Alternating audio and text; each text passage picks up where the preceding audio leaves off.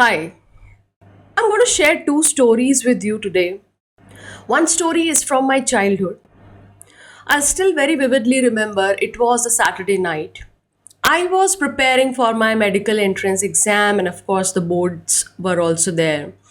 So I was studying in my room, which was at the top floor, and suddenly at around 11:30, somebody knocked my door. I opened the door, and it was the lady who used to stay at the ground floor as a tenant.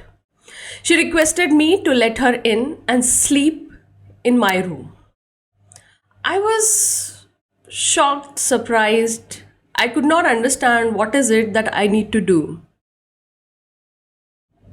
I asked her what happened, and she said sobbingly that her husband beat her. I just could not digest this. I was furious. My parents had already slept, so I couldn't do much about it. Next day, I went ahead and said everything to my parents.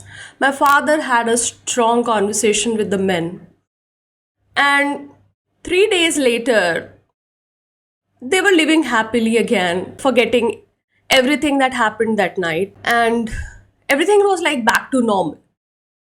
I just could not digest this. And I had this conversation with my mother, and my mom said to me this thing: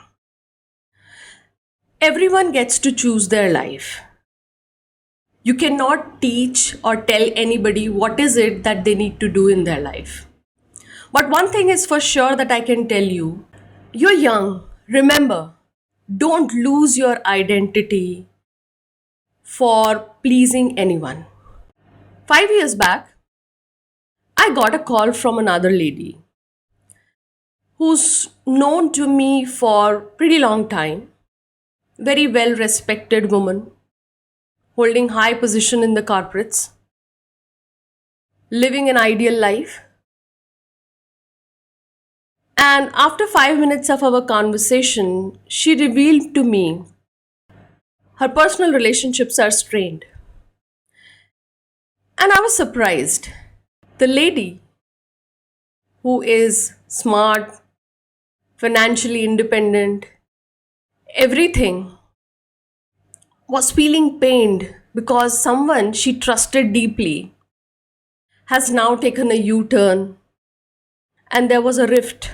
And she said this thing to me: Mrinal, you know what?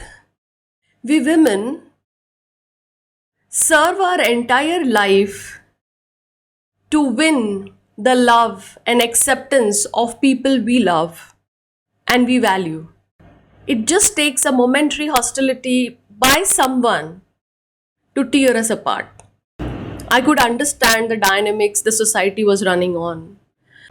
I could also understand the pain the woman was holding inside.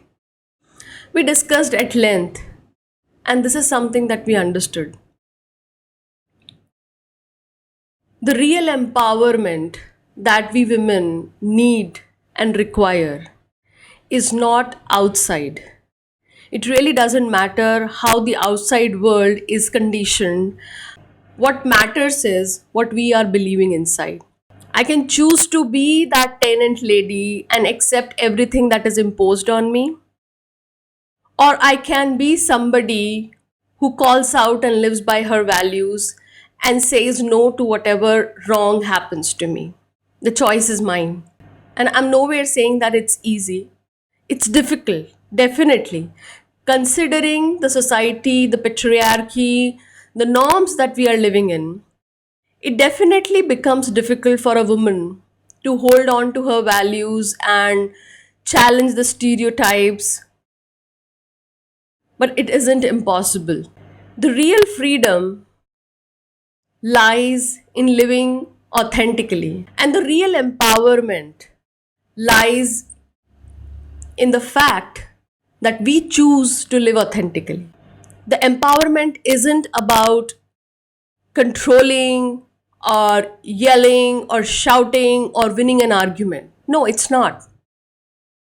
The real empowerment is when we can authentically choose to be ourselves. live by our values, live as we are. And that's where the real empowerment is, to have the right to choose. And that is where all the equality lies. So essentially, equality, freedom, and empowerment are all inside of us, they're not outside of us. Constantly, we blame the society, we blame the patriarchy, we blame men that they don't do this, they don't allow us to do that thing. But we forget how, in all this journey, we miss out the opportunity of calling and standing for ourselves. When we get married, we are head over heels to actually please the men of our life, do everything possible to win the love, to be seen as a good wife, to be seen as a good mother. We absorb and accept everything that is served to us, everything that is asked of us, without connecting and resonating. Why is it that we are doing? 10 years down the line, the love fades. 15 years down the line, we feel frustrated. 20 years down the line, we feel choked that we don't even have the right to choose what we want for ourselves. We have money, but we don't have the right to spend. We have a career which is equivalent to the man of the house, but we are not treated equals in the eyes of the family members for the job that we are doing. A man's job is rated higher, a woman's job is seen as an obligation. The same man coming to house is offered tea and snacks. A woman coming back from house expected to work. Have you ever wondered why does this even happen in the first place? It happens because somewhere we have accepted that and we have allowed that to shape our lives. At the beginning, we never said no. We kept on accepting. We set the norms, how we want to be treated. And then later, we were devastated because now we started comparing. The point is not how the other woman in that house is living. The point is how you want to live your life. It really doesn't matter if a woman is working, non-working. What matters is what life is she choosing. I hope each one of us can choose a life for ourselves, have a freedom prone life, and live a life that we deserve. Happy Women's Day, everyone. Empowerment and freedom to all. Thank you.